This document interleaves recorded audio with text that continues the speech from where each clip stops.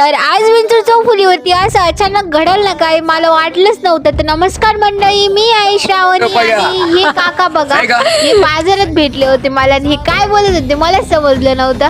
आणि हे मी आलेले आहे विंचूर चौफुलीवरती आणि इथून मी चालले आता बाजारामध्ये. तर आज आहे मंगळवार आणि हे तुम्हाला छोटे खेळणे दाखवत होते पण ती गाडीमध्येच आली राव.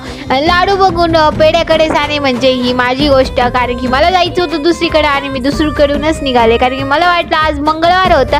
तर तुम्हाला सांगायला आपल्या यावल्यातला बाजार दाखवून देऊ आपण, ज्यांनी बघितलं नसेल त्यांच्यासाठी बरं का. तर हा बाजार बघून घ्या.